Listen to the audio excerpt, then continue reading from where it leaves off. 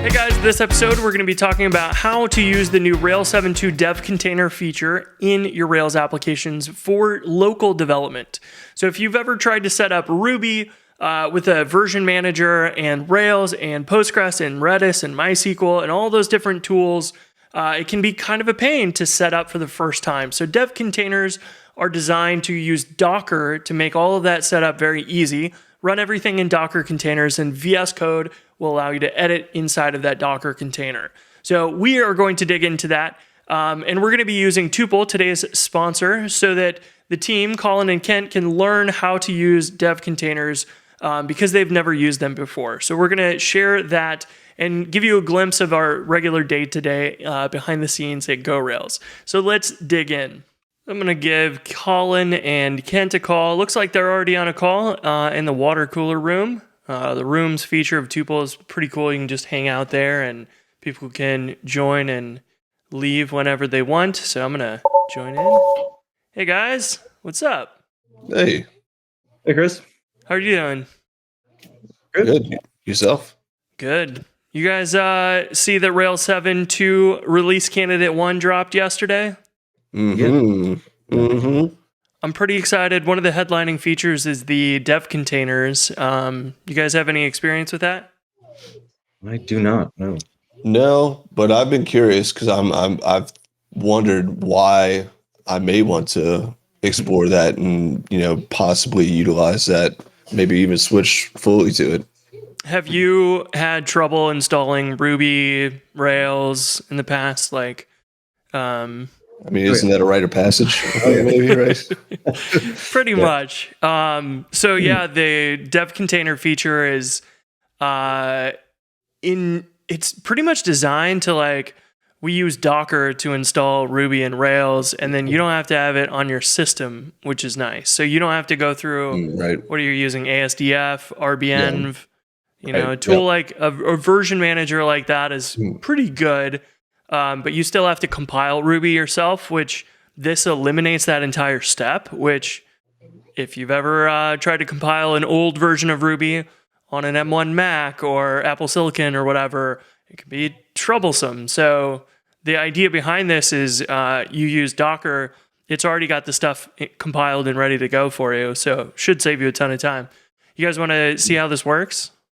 Yeah, definitely. So let me go share my screen here. You guys see that? Sure do. Yep. So let me first pull up the gem file because you're going to need to be on Rails 7.2. So I'm on beta 3. We could upgrade to RC1. It's not going to change at all. But you at least need to be on 7.2 or higher. And that's going to give you the ability to run Rails new. And you can say -- dev container and your app name. And you could also say Postgres. What's that? Sorry, is this for new apps only, or can you upgrade older apps? Well, you can use it in new apps. It doesn't come actually set up by default. Originally was intended that way, but the way that it's set up now, I like better. So one option, you pass in the dev container option when you generate a Rails new application, or Rails dev container is a new command that you can run if you have an existing Rails app and you want to. So for example, GoRails, I don't remember, Rails 3 or something. It's very old that we've upgraded to the latest Rails. So we can run the Rails dev container. And what's really cool about this, you might notice the output here is not just some files it generates. It actually tells you, hey, you're using Postgres, you're using Active Storage, you have Redis set up for Action Cable. What's really interesting about this is it analyzes your Rails app and then determines what features you need in your Docker file and your dev container stuff to make this possible to use all those features, which is sweet. That's nice, because I was going to ask how much Docker 1 needs to know in order to work with this. Pretty much nothing, because they take care of that setup for you. So That's nice. have you guys noticed there's a default Docker file in your Rails app directories now? Mm-hmm. Yep. So this, you'll notice in the comments here at the top, it's designed purely for production. not development, and it has a whole bunch of steps in here. This is very different than the Docker file you get with your dev container, which is basically a two-liners. Yeah. Here's the difference. So when you're running Rails, you need Ruby, Rails, Postgres, Redis, Capybara, Selenium, like a bunch of things. With your production Docker file, it's assumed that like this only cares about Rails, and that's the only thing. Your databases will be on Heroku Postgres, Heroku Redis. Your hosting service will run your databases. So this is only concerned with running your Rails app and all the dependencies and getting rid of anything extra. So it's the smallest like image that you can have. In your dev container Docker file, it's going to actually run your databases in Docker as well, and then set up a network so they can all talk to each other. So you can have a Rails app like this one that's brand new, but you could also have GoRails, which might be running an older version of Postgres, and it'll have a separate version of Postgres that it runs and talks to, which is super cool. So it really like your Docker file says, hey, we need Ruby version 3.34, but Docker Compose is set up so that you can run your Rails app as a service. Then you can also run Selenium, Redis, and Postgres. So those are separate images that will be running as containers. You can specify the versions for each of those. So whenever Postgres 17 comes out, we could switch that over, upgrade to that. It will run it independently. So it doesn't need even your databases to be installed with Homebrew or Postgres app or any of that stuff. And this is all controlled with this dev container JSON file. We can run through it real quick, but it's kind of a configuration for how does your Docker stuff set up. So it tells it first, we're going to use Docker Compose to run Rails and the databases. The main one we care about is the Rails app. Inside of that Docker container, there's going to be a folder called Workspaces, and then your service name, Rails app. Or no, not Rails app, dev containery, whatever our folder name is here. Folder name is, yeah. Okay. Yeah, this right here. Yep. Of course, I hover over and it covers it with icons. But it's also pretty cool too, because even though our Docker file is just specifying Ruby, dev containers can add features, which can also like have Ruby and Node.js if you're using, Bun or ES build or whatever else. You can use these features to include extra stuff. So this one's including the GitHub CLI, active storage, like libvips, the Postgres client, so we can compile the PG gem, yada, yada. You can add Node in here. You can add a whole bunch of other features that are available. These couple are maintained by the Rails core team. Yeah. And there are a whole bunch that Microsoft has. And basically it's like injecting stuff into your Docker file. But you don't have to go modify that, which is cool. Then it sets up, because we're in a Docker network, sets up some environment variables to say, hey, Redis is on the Redis container name, the host name, or we don't need it to know the IP address. We use the host name, same for Postgres. And then it can forward ports from our local machine, because these are all running on those like containers, like a virtual machine, basically. Right. So when we go to localhost 3000, it may not do anything if we didn't have this. If you have the setup, sure. Docker will take care of forwarding this over to port 3000 inside of our dev container.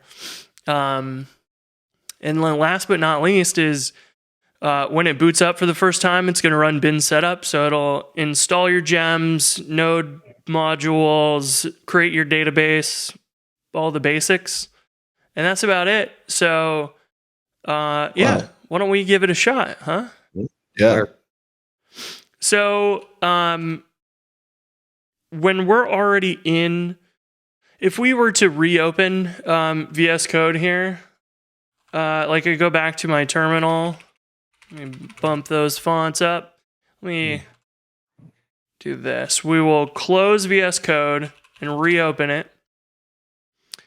It's going to detect that dev container folder and give you a little pop-up here, which says reopen in container. So it's going to basically detect that folder and your config and give you an option for that.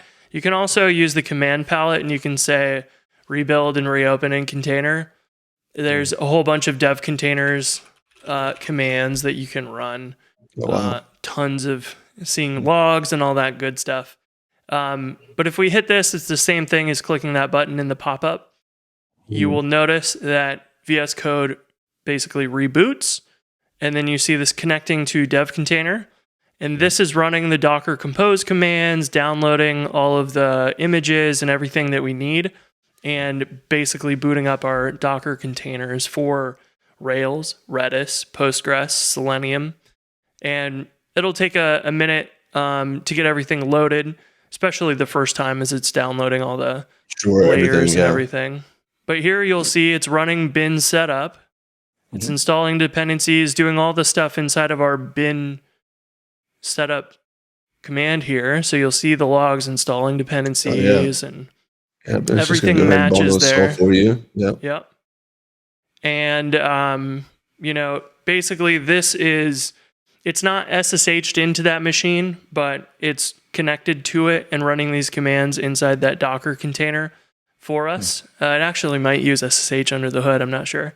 But this will go ahead and install all of our stuff. You'll notice that we didn't have to install Ruby. We didn't have to install Rails. It's doing that with our bundle install in the bin setup. Our database this is also waited until Postgres is running before it starts the Rails stuff. So by the time it goes to prepare the database, we know Postgres is running. It won't crash because Postgres hasn't finished yet. And we are done. So what's sweet is we go down here, we open up a terminal. This would normally say Chris at Chris's iMac or whatever, and be in my users code directory. But instead, we're the VS Code user inside Workspaces. This dev container comes from the Workspace folder, Workspaces, and then our local folder base name. So this is the dev container is the name of the Rails app folder on my machine. It shared that set of files and folders with the container. So if you edit them there or you edit them on your local machine, it's going to reflect on both places because they're basically linked together. And then the magic, you run Rails S, and it's going to detect that Rails has started listening on port 3000 and give you a little open browser thing. So you can do that. It opened in my other browser over here, but hello dev container. And our Rails app is working. We had added the root to post index and then rendered that plain hello dev container there, which is awesome. So that meant if I have a brand new MacBook, Windows PC, Linux machine, all I really need is Docker. On Windows, you might also need WSL, and you need VS Code. Bam. So for beginners, you remember the times when you're like, I want to learn Rails, and you're like, how the hell do I even install Ruby or Rails? I was also thinking too, this would be nice if you have a project you're working on and you have a buddy that's really good at JavaScript or CSS or something, and you want them to come in and do stuff, but they don't have Ruby or Rails on their machine. They can just come in and do it this way and just be up and running quickly. Yep. Interesting. Kent, you earlier had asked me about performance of this. You're running these containers. A lot of memory might be needed. How beefy a lot. So let's check this out. If we go to the Docker desktop UI, basically gives you a look at the resources and the containers and stuff that are being used. So here's ours. It's using 0.8 percent CPU. It's using 4% earlier. This is basically the dev container. You can see this folder here that lists it out. And basically, these are all the things running inside that network. So we have Postgres, Redis, Selenium, and our Rails app. Take a guess how much Postgres requires, RAM-wise. Um, I don't know. I'm trying to look on the screen to see if I can see some hints anywhere. Take a Nice. gander. Well, I see RAM at the bottom there. It says 7.26 gigs, but I don't think that's right for this, or maybe it is. I don't know. It is not. Yeah, it seems like a large amount there. So here we go. Memory usage, Ooh, 22 megabytes. Wow. We have 7.6 available. Oh, available. That's what that number is. Okay. So if you are concerned about something like Redis or Postgres running on your machine and taking up resources on top of also being run inside of Docker, it really isn't using much. You could do this on a pretty old machine. CPU usage currently is 0%. The max was 1.6. It looks like here. So, obviously we're not really using any of the database right now. We don't have anything hardly in there. But Redis, same thing. 8 megs, 0.17% CPU. Like, not squat. Selenium is going to be the same unless you're actually running your test suite or whatever, but couple percent CPU maybe. This one's a little bit more because it's running a browser, so it has some more memory usage. Oh, sure. But of course, like your Rails app here is going to be the main one. So 700% CPU while it was booting up, and now it's 3.5%. But the main thing here is like you're at about a gig of memory being used. So that's pretty typical of a Rails application. You've got to boot up Ruby, Rails, all your gems, Action Cable, whatever else is there and stuff. So, this is pretty standard. If you're going to run on Heroku, you're going to see you need at least a 1 gig dyno. And so this is pretty much showing you like Heroku and all the other services, unlike Hatchbox, they all run containers, and basically this is what you're seeing when they're reporting back their CPU and memory usage and all that stuff. So it's kind of like they're not virtual machines, but they're kind of like virtual machines, and you can see what was going on with them. So really, this isn't too bad. If you've got a MacBook Air with 8 gigs of RAM or something, you can still run this stuff in your in Docker containers and dev containers and all that. No problem, really. Yeah. So I got a question for you. Maybe you know the answer to this. If you're doing this and you're tinkering around locally, if you're going through your app and you're saving stuff to the database and then you shut all this stuff down, what happens when you come back? Great question. So in our compose.yaml file, we will see volumes, and this is a map of the Docker volume, which you can say here is like it basically is kind of like, here's a little storage area that we're going to persist and keep it around. So then you call it the thing on the left of the colon, Postgres data. You define them all, and then you can use them in your containers. And basically this says, hey, that folder of var lib PostgreSQL data, where your actual database data is stored, it's going to mount that inside the container and basically say, hey, this isn't just a normal folder that gets, reset when we restart the container. It's going to then map it to a location on your disk, on your local machine. Okay. So next time you start up Postgres, you will still have that data because it has basically just mounted that. You can think if you're familiar with Linux and have like a network share, like a network drive, it's pretty similar. You've mounted that network drive to a location. You can write to it. When you reboot, same thing is still available and everything. Yeah. So like if you're ever to the point where you're like done working on a project, you need to somehow remember to come in and clean that up, or maybe there's a command to get rid of those volumes. Yeah, and you can poke around the volumes in in here in the desktop. Docker desktop. And the other thing to point out here too is that when you close VS Code, it's actually going to tell Docker to shut down your containers as well. So when you're not editing anymore, see, this just changed to exited. Yeah. it will just tell it, hey, we're shutting down. Go ahead. You shut down as well. And now our memory usage dropped down by a gig or whatever. Yeah. So, it's all kind of managed seamlessly for you because VS Code has all these things built in to do that. You may need the dev container plugin in VS Code to do this. It might also just detect it and suggest, hey, you need to install that. Because this is, at least at the moment, something pretty tied to VS Code. And you would need to switch to that if you're using Vim or Emacs, maybe.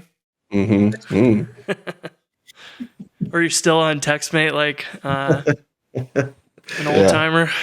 That's it. But that's the dev container stuff. So it really was, just a couple little things there.